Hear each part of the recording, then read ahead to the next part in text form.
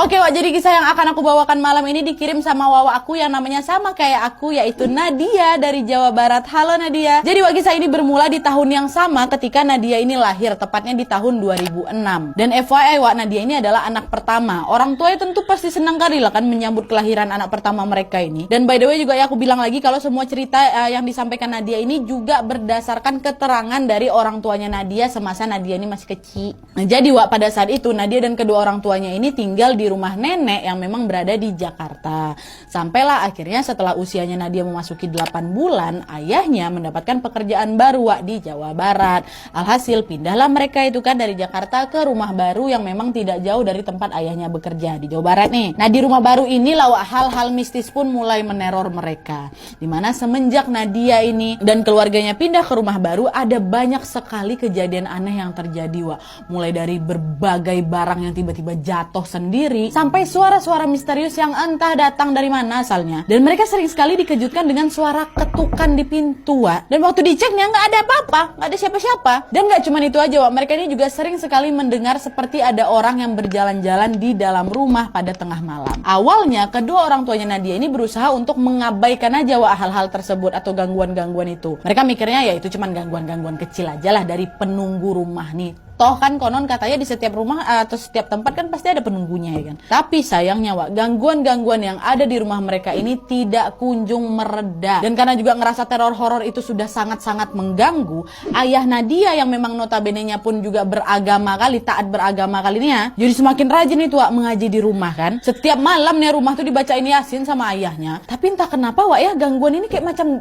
bandel kali gitu loh, tetap masih ada, nggak hilang-hilang juga. Nah, mengetahui gangguan mistis di dalam rumah baru itu belum menghilang, kedua orang tuanya Nadia pun nggak gentar Wak. Mereka terus tuh rajin mengaji dan berusaha mengabaikan teror-teror tersebut. Nah, seiring berjalannya waktu, tanpa terasa Nadia yang masih bayi itu udah mulai bisa merangkak nih Wak ya. Nah, di momen itulah Wak, secara bersamaan nih kejadian-kejadian horor yang menghantui keluarganya mereka ini semakin mengkhawatirkan.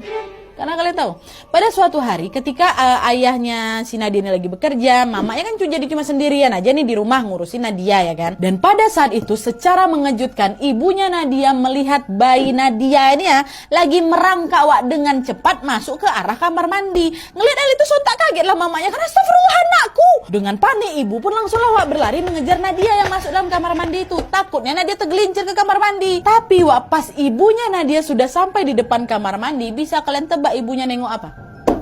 Nengok hantu? Tidak. Ternyata kamar mandi itu kosong Wak, nggak ada Nadia di dalam situ, tidak ada. Macam mana nggak makin panik mama ini kan? Sambil tergopoh-gopoh mamanya pun teruslah itu mencari keberadaan Nadia di dalam kamar mandi itu. Dicari di kamar mandi nggak ada, keluar rumahnya dicari keliling ke sana kemari, tetap juga ibunya Nadia ini tidak menemukan Nadia di mana. Dan kalian tahu di waktu yang bersamaan ibu Nadia pun akhirnya menemukan Nadia yang sedang tertidur di kasur bayinya, di posisi yang sama ketika mamanya ninggalin Nadia tadi.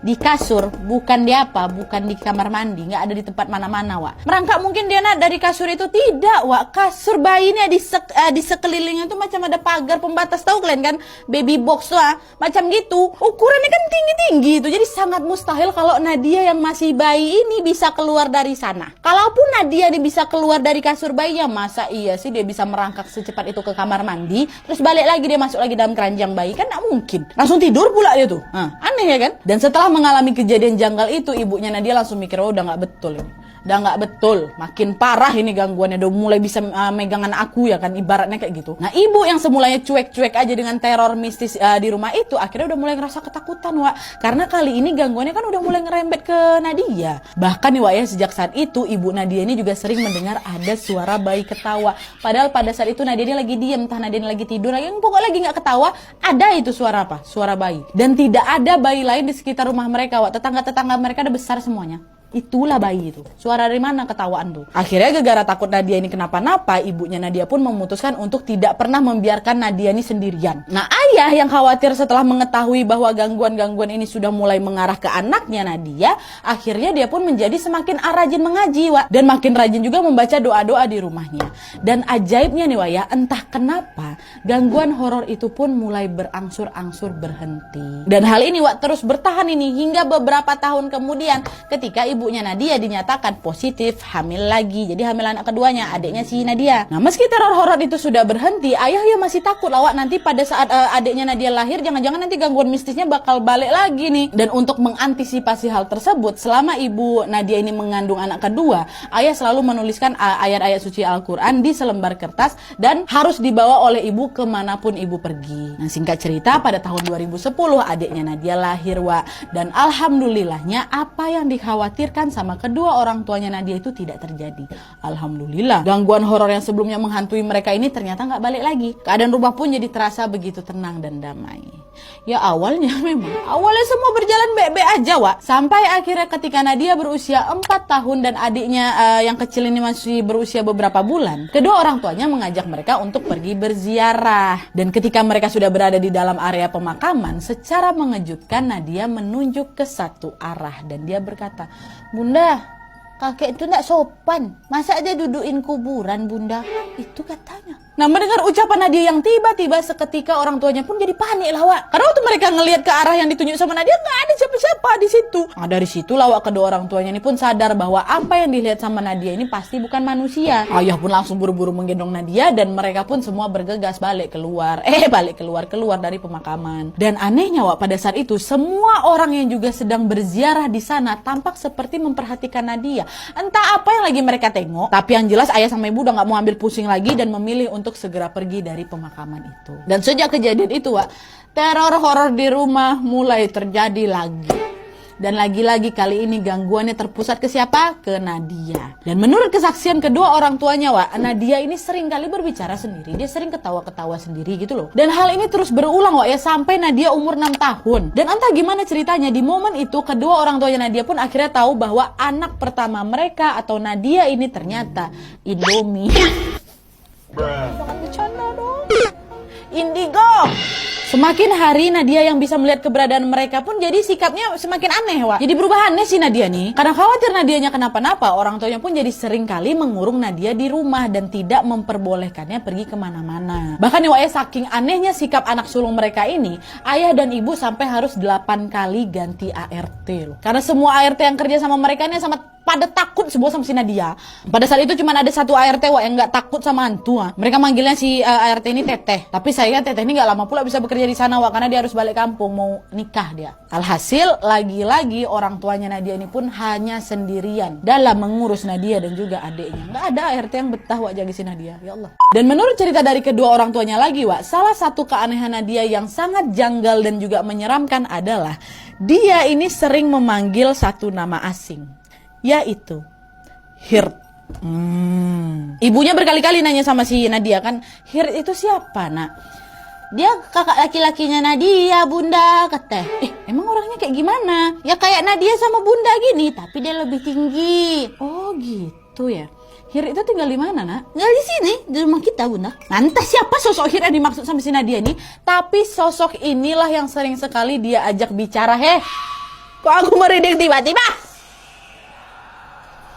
Pokoknya si Hirt ini selalu diajak bicara, Wak. Orang tua Nadia ini sering sekali melihat Nadia asik ngobrol sendiri dengan sosok yang tidak kasat mata bernama Hirt itu tadi. Dan karena orang tuanya udah semakin khawatir dengan kondisi Nadia, setiap hari, Wak, ayah ini selalu memberikan Nadia segelas air putih yang memang sudah dibacakan Yasin dan juga doa-doa. Tapi, Wak, meskipun sudah didoakan berkali-kali nih ya, ternyata hal itu tidak mempan. Nggak mempan. Nadia masih saja bersikap aneh dan terus menunjukkan interaksinya dengan Hirt.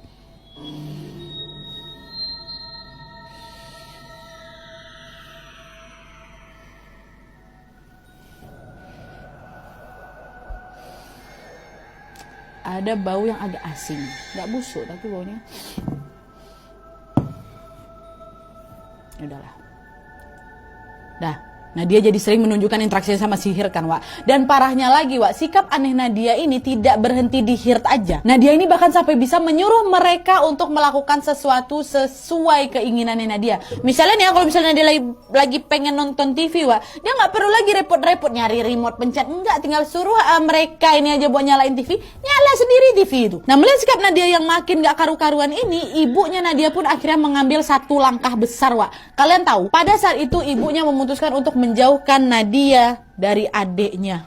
Kenapa Wak? Ibunya takut adiknya ini nantinya jadi ikutan kenapa-napa gegara dekat sama Nadia terus Wak. Ya alhasil apa, di titik itu Nadia pun jadi cuma main sendiri aja atau sesekali juga ditemanin lah, itu sama sihir. Nah hal-hal yang dialami sama Nadia dan keluarganya ini Wak masih terus terjadi sampai akhirnya gangguan tersebut pun memuncak pada saat Nadia berusia 8 tahun. Ya, jadi waktu itu Wak, jam 10 malam, ibu Nadia ini keluar dari kamarnya dan berniat untuk pergi ke kamar mandi. Nah, kamar mandi di rumah mereka ini Wak letaknya bersebelahan dengan TV. Untuk menuju ke sana tuh ya harus lewat lagi ruang keluarga terlebih dahulu kan, which is ruang TV itu. Nah, pas ibunya lagi jalan mau ke kamar mandi ini, tiba-tiba dia mendengar suara TV nyala. Di situ mamanya kesal Wak, karena dia yakin yang nonton TV ini pasti si Nadia. Nggak mungkin ayah, karena ayah kan udah tidur tuh di kamar. Dan pas ibu nyampe di ruang TV, ternyata memang betul Wak, ibu melihat Nadia lagi duduk menghadap TV dan membelakangi si ibu. Melihat hal itu ya ditegur lah sama ibu kan, Nadia kok masih nonton TV kau, udah malam nih nak, ayolah tidur, besok sekolah kau. Seolah tidak mendengar ucapan ibunya, Nadia cuma bisa diam tak bergeming. Diam ya di sebelah. Nah pas ibu mau negur lagi, tiba-tiba ibu melihat sesuatu yang membuat jantungnya hampir copot Wak. Kalian tahu, di momen itu secara mengejutkan ibu melihat ada satu sosok yang tiba-tiba muncul dari belakang punggungnya Nadia. Ini Nadia tuh duduk ngadep ke sini kan, si sosok tuh berdiri depan Nadia ngadep ke ibu. Dan di posisi itu sosok ini saling berhadap-hadapan Wak sama ibu. Dan kata ibu, sosok itu berwujud seorang laki-laki muda berbadan tinggi.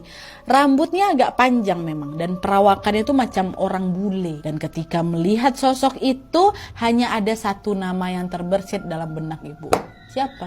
Itulah Hirtnya. Dengan menahan rasa takutnya, ibu pun memberanikan diri untuk berdoa dan membaca ayat-ayat suci Al-Quran. Sementara itu sosok tersebut, aduh Wak, kenapa ya? Gak pernah loh aku semerinding ini, sumpah. Padahal bukan di bagian klimaks lah gitu ibaratnya kan.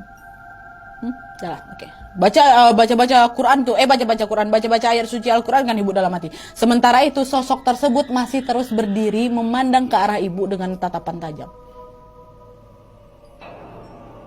Nah kayak gitulah Wak. Perlahan-lahan ibu memberanikan diri untuk berjalan mendekatinya. Dan ketika posisi mereka sudah semakin dekat, ibu mencium ada aroma obat. Ada aroma obat. Ada bau yang agak asin. Gak busuk tapi baunya. Gak bau aku. Aku takut. Aku bentar dulu. Aku baru ngeh aroma obat.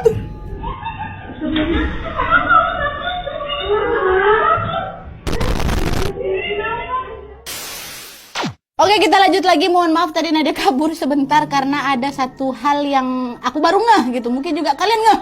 Tapi nggak usah lah aku ceritakan di sini karena mungkin juga kalian sudah tahu. Tapi ini kan waktunya buat Nadia Wawa yang bercerita kan, bukan Nadia Umara gitu. Jadi kita lanjutin aja. Jadi kan Wak, tiba-tiba ibu mencium aroma obat yang sangat pekat menguap dari si tubuh sosok ini. Dari situlah Wak, keberanian ibu pun langsung rontok seketika. Ibu langsung menjerit ketakutan dan tergesa-gesa berlari kembali ke kamar untuk memanggil ayah.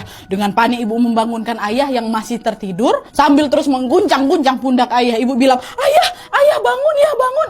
Ngantuk ayah di Bunda. Ngapa? Ayah bangun ya. Itu tadi di ruang TV Bunda lihat sesuatu. Sesuatu apa? Ada laki-laki tinggi besar ya, mukanya kayak bule. Masa iya? Dia ngapain di sana? Bunda nggak tahu ya. Tadi di sana juga ada Nadia, dia lagi nonton TV. Bunda takut Nadianya kenapa-napa. Ayolah kita cek sama-sama. Kira tanpa menunggu waktu yang lama, ayah dan ibu pun langsung berlari ke arah ruang TV. Dan sesampainya mereka di sana, ternyata ruangan itu sudah dalam keadaan kosong. Wah, nggak ada siapa-siapa, termasuk sosok si Nadia. Sosok pula, termasuk Nadia nggak ada. Sosok tadi hilang, Nadianya nggak ada. Mereka hanya melihat TV yang masih menyala dan menampilkan layar berwarna abu-abu. Karena panik ya kan, ayah dan ibu pun segera mencari keberadaannya Nadia. Nah pas mereka membuka kamar Nadia, ternyata anak sulungnya itu lagi tidur pulas Wak. Di situ ayah dan ibu makin kebingungan lah. Kalau Nadia udah tidur, jadi siapa nih yang ibu lihat di depan ruang TV tadi ya kan? Apa secepat itu Nadia bisa balik lagi ke kamar dan tertidur pulas? Ya kan? Nah karena nggak tahan dengan teror mistis yang semakin parah, ayah dan ibu pun memutuskan untuk segera membawa Nadia untuk diruqyah Wak. Beberapa hari kemudian Nadia pun dibawa ke banyak sekali ustadz kenalan ayah. Tapi sayangnya meski sudah berkali-kali diruqyah, kondisi Nadia masih tetap sama aja Wak. Bahkan nih Wak ya, setiap kali Nadia mulai dibacakan ayat-ayat Al-Quran, dia tidak bereaksi apa-apa. Cuma bengong aja. gitu. Macam kayak gak mempan gitu loh Wak rukiahnya. Nah pada saat itu kedua orang tua Nadia betul-betul udah ngerasa kayak buntu kali Wak. Mereka tidak tahu harus bawa Nadia kemana lagi untuk berobat. Akhirnya di tengah keputusasaan itu, ayah dan ibu pun memutuskan untuk membawa Nadia ke orang pintar atau dukun. Tapi Wak bukannya berhasil mengobati Nadia dari gangguan mistis, hasilnya ternyata malah lebih parah. Kenapa? Karena kalian tahu, dukun-dukun yang didatangkan untuk mengobati Nadia ini justru lari ketakutan ketika mereka melihat Nadia. Boro-boro ditolongin Wak, yang ada mereka lari terbirit-birit, malah jiper duluan tuh loh. Belum sempat ngelakuin apa-apa nih ya, padahal mereka sudah langsung terbirit-birit pergi entah kemana. Nah ngerasa gak ada lagi yang bisa mereka lakukan untuk Nadia, ayah dan ibu pun udah hampir menyerah Wak. Tapi ternyata justru di momen itulah pertolongan pun datang. Seorang teman lama ayah yang merupakan seorang Habib tiba-tiba datang menawarkan bantuan kepada ayah. Tanpa menunggu waktu yang lama, Nadia yang pada saat itu berusia 8 tahun pun langsung ruqyah di salah satu masjid dengan dipimpin oleh Habib tersebut. Nah pada saat ruqyah ini berlangsung Wak, Habib membacakan beberapa ayat suci Al-Quran di hadapannya Nadia. Mendengar lantunan ayat-ayat suci tersebut, Nadia seketika pingsan langsung Wak. Tapi pingsannya gak lama kali. Tiba-tiba Nadia bangun lagi dan posisinya berubah Wak, bukan terduduk lagi, langsung berdiri tegap. Dan di momen itulah Nadia mengatakan sesuatu yang membuat seisi ruangan tersebut kebingungan. Nadia berbicara bukan dengan suara khasnya. Pada saat itu suaranya berubah menjadi suara seorang pria. Lalu dengan emosi sambil menatap ke arah ibunya, Nadia berkata, "Kenapa? Kenapa kau mengganggunya? Kenapa? Kata gitu. Suara laki-laki ini. Dan di momen itu orang-orang udah pada paham lah kalau Nadia ini kesurupan. Tapi Wak yang bikin mereka bingung lagi adalah kenapa Nadia terus menatap ke arah ibu kan dengan sorot mata yang menyiratkan kemarahan. Dan kenapa pula Nadia malah nanya kenapa ibu mengganggunya. Padahal kan selama ini justru sosok itulah yang udah ganggu si Nadia toh. Gak Nadia aja, keluarganya juga. Terus-terusan ditatap sama sorot mata yang marah. Lama-lama ibu ketakutan juga lah. Belum berdarah saya takutnya nengok si Nadia kesurupan. Seisi ruangan juga kembali dibuat terkejut ketika Nadia tiba-tiba Wak berlari menghampiri mamanya. Masih dengan emosi yang meluap-meluap, Nadia yang lagi kesurupan itu seketika dicekek ya mamanya. Dicekeknya Wak. Melihat Nadia yang sedang berusaha untuk mencelakai ibunya, ayah pun langsunglah menahan si Nadia kan. Sekuat tenaga ayah berusaha melepaskan cekikan tangan Nadia dari leher mamanya tuh. Tapi ternyata Wak tanpa diduga-duga tenaganya ayah ini kalah kuat Wak dibanding tenaganya Nadia. Masih kecil 8 tahun Nadia tuh. Ayah kewalahan. Akhirnya orang-orang pun datanglah menghampiri mereka dan saling membantu untuk memisahkan Nadia dari ibunya. Dan setelah dibantu oleh 8 pria dewasa, akhirnya cekikan Nadia ini pun berhasil terlepas. Tapi pada saat itu Nadia ini masih terus histeris Wak, dia masih terus berontak gitulah seolah ingin kembali mencelakai si mama. Nah pada saat orang-orang masih berusaha untuk menahan Nadia sambil terus menatap ibu dengan marah, tiba-tiba Nadia kembali berteriak. Dia bilang, lepaskan aku harus membunuhnya. Dia akan melukai Nadia, dia akan membuat Nadia hancur sama seperti ibuku. Aku harus membunuhnya. Itu katanya Wak. Nah mendengar ucapan Nadia, seketika semua orang yang menyaksikan proses ruqyah itu pun tercengang Wak. Mereka gak habis pikir, kok bisa sosok yang merasuki Nadia ini beranggapan bahwa ibu Nadia ini akan mencelakai Nadia. Padahal kan selama ini ibu ini selalu bersikap baik sama anak-anaknya Wak. Ibu sangat menyayangi Nadia dan bahkan juga tidak pernah sedikit pun terpikirkan untuk menghancurkan anak sulungnya itu. Kenapa tiba-tiba si sosok nih ngomong kayak gitu ya kan? Tapi Wak meskipun memang ruqyah itu berjalan dengan kacau, mereka terus tetap tuh melanjutkan prosesnya hingga akhir. Dan di ruqyah ini mata batinnya Nadia juga akhirnya ditutup Wak. Dan karena prosesnya juga sangat panjang dan juga tentunya melelahkan, kurang lebih 1 jam kemudian tubuh Nadia pun terkulai lemas. Dan tanpa menunggu waktu yang lama, seketika Nadia pun jatuh pingsan Wak. Terus sekitar 2 jam kemudian setelah Nadia pingsan, dia pun akhirnya sadar kembali. Dan ketika Nadia ini terbangun, Nadia sudah tidak ingat apa-apa lagi Wak. Macam orang amnesia. Bahkan Nadia ini lupa kalau sebelumnya dia itu Indomie. Dan setelah ruqyah ini selesai dilakukan Wak, kehidupan Nadia dan juga keluarganya pun alhamdulillahnya berjalan normal. Tidak ada gangguan-gangguan mistis. Gangguan-gangguan mistis itu pun sudah hilang Wak. Karena apa? Mata batinnya Nadia sudah ditutup. Kelakuan-kelakuan aneh Nadia sebelumnya pun sudah tidak terjadi lagi Wak. Pokoknya setelah ruqyah itu kehidupan mereka baik-baik aja lah. Nah tapi Wak, meskipun gangguan itu sudah tidak ada, ibu dan kalian pasti sebenarnya masih penasaran kan? Siapa sebenarnya sosok yang sudah mengganggu Nadia ini? Apa betul dia adalah sosok Hirt? Kalau memang Hirt, kenapa sosok tersebut benci kali sama ibu sampai-sampai pas rukiah itu berlangsung, ibu pun hampir dibuat celaka ya kan? Nah, rasa penasaran itu pun perlahan-lahan terjawab ketika pada suatu hari tanpa sengaja ibu menemukan buku gambar milik Nadia, Wak. Nah, Nadia ini waktu kecil memang suka ngegambar. Kadang gambar-gambarnya udah random aja, tipikal gambaran anak-anak pada umumnya ya kan. Tapi Wak, di dalam buku gambar itu ibu juga melihat ada gambar lain yang agak sedikit mencurigakan. Di dalam buku itu ibu melihat ada gambar keluarga yang terdiri dari ayah, ibu, dan 2 anak. Tapi ini bukan gambaran keluarganya Nadia, Wak. Entah keluarganya siapa lah yang Nadia gambar, tapi yang jelas 2 anak dalam gambar tersebut adalah laki-laki. Ya, nah di gambar pertama ini, Wak, terlihat sosok ibu sedang memberikan sesuatu semacam hadiah gitulah ke salah satu anak mereka. Tapi anehnya anak yang satu lagi nggak dikasih apa-apa. Dan gambar tentang keluarga itu nggak cuma satu rupanya, Wak. Di halaman lainnya Nadia kembali menggambarkan hal yang serupa. Bedanya di halaman kedua ini Nadia menggambar salah satu anak laki-laki dalam keluarga tersebut dicoret gitu loh dengan tanda silang. Tapi sayangnya di gambar kedua ini Nadia tuh nggak kayak ngasih tahu penjelasan apa-apa lah, Wak. Betul-betul cuma gambar laki-laki kepala disilang gitu aja. Akhirnya ibu pun hanya bisa menyimpan rasa penasaran itu sendirian aja ya kan. Oh, begini gitu. Singkat cerita, Wak, hari-hari pun berlalu dan di tahun 2014 lalu ibu pun kembali lagi hamil anak ketiga, adik keduanya si Nadia. Dan masih di tahun yang sama di 2014 itu adik kedua Nadia pun lahir. Nah, di momen kelahiran adiknya inilah, Wak, akhirnya rasa penasaran yang ibu simpan selama bertahun-tahun itu pun terjawab. Dimana pada saat ibu melahirkan, ibu ini sempat bermimpi, Wak, bertemu dengan sosok pemuda yang sudah menemani Nadia ketika dia kecil dulu. Sesuai dengan yang selalu diceritakan oleh Nadia, pemuda tersebut pun memperkenalkan diri sebagai Hirt. Dan di dalam mimpinya itu jugalah Hirt menceritakan kisah hidupnya termasuk alasan kenapa dia begitu benci pada ibu. Jadi, Wak, ternyata semasa hidupnya dulu, si Hirt ini sering sekali disiksa sama mama kandungnya sendiri. Hirt juga dituntut untuk menjadi anak yang sempurna. Dia harus mendapatkan nilai-nilai yang terbaik di sekolahnya. Dan dia ini juga tidak diperbolehkan untuk bolos sekolah. Izin sakit nggak boleh, harus sekolah terus kau. Terus pada suatu hari, Hirt ini tiba-tiba ngerasa kepalanya sakit, Wak. Dan sakitnya itu bukan yang sakit biasa, sakit kali. Saking sakitnya nih ya, sampai-sampai Hirt ini nggak kuat buat berangkat sekolah. Tapi pada saat Hirt ini mengabarkan tentang sakit kepalanya itu, ibunya malah nggak percaya. Ibunya malah menganggap si Hirt ini bohong aja, kalau lagi cari-cari alasan aja kamu buat bohong, buat bolos ya kan. Alhasil Hirt pun udah nggak punya pilihan lain lah selain menuruti perintah ibunya untuk tetap berangkat ke sekolah. Nah, sakit kepala yang sedang dirasakan Hirt ini, Wak, semakin menjadi-jadi lagi. Makin sakit lagi dia waktu berangkat ke sekolah itu ya kan. Tapi bukannya membawa Hirt ini ke rumah sakit, ibunya malah memberikan obat ke Hirt, obat yang tanpa merek gitu, Wak. Karena takut disiksa terus sama mamanya kan, akhirnya Hirt pun teruslah meminum obat tersebut dan menahan rasa sakitnya. Diminum, dikasih obat ini kan, obat tanpa merek tuh diminum sama dia. Dan hal itu pun terus Hirt lakukan sampai akhirnya pada suatu hari di sekolahnya Hirt mengalami kejang-kejang, Wak.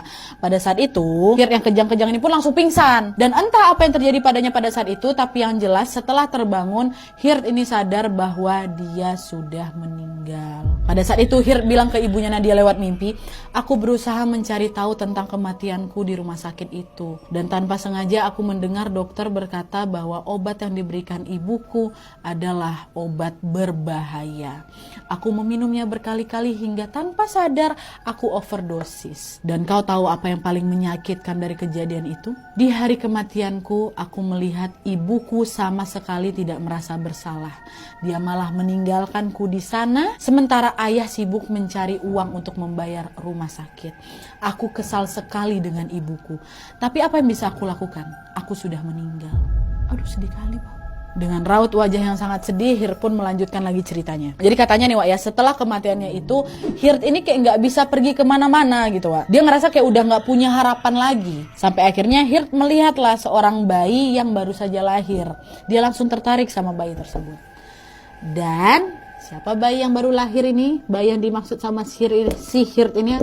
Itulah si bayi Nadia tuh. Itulah kenapa, Wak, Hirt ini selalu mengikuti Nadia sejak bayi. Dan saking seringnya Hirt ini nempel sama si Nadia, lama-kelamaan Nadia pun bisa melihat keberadaan si Hirt ini. Dan setelah mengetahui Nadia bisa melihatnya, Hirt pun jadi ngerasa bahagia kali, Wak. Dia ngerasa sayang kali sama Nadia langsung. Dan dia ingin selalu menjaga Nadia. Awalnya Hirt ini memang gak ada punya niat jahat, Wak. Sampai akhirnya bertahun-tahun kemudian, setelah si Nadia ini tumbuh besar, dia melihat ibu Nadia ini mendidik Nadia dengan keras gitu loh. Nah, Nah, didikan ibu yang keras pada Nadia inilah yang kembali membangkitkan memori sedih dalam dirinya Hirt, Wak. Hal itu kembali lagi mengingatkan dirinya pada ibu kandungnya sendiri. Ibu kandung yang sudah tanpa sengaja membuat Hirt meregang nyawa, ya kan. Alhasil Hirt pun jadi takut Nadia ini akan bernasib sama seperti dirinya. Dia nggak mau hidup Nadia ini jadi hancur seperti apa yang dialami dulu. Itulah kenapa si Hirt ini jadi benci kali sama ibunya Nadia. Macam jadi kayak trauma gitu loh, Nadia ini juga bakal diapa-apain sama mamanya, Wak. Dan pertemuan antara ibunya Nadia dengan Hirt di dalam mimpi itu pun masih terus berlanjut, Wak. Sampai di akhir sebelum Hirt ini menghilang dari mimpinya,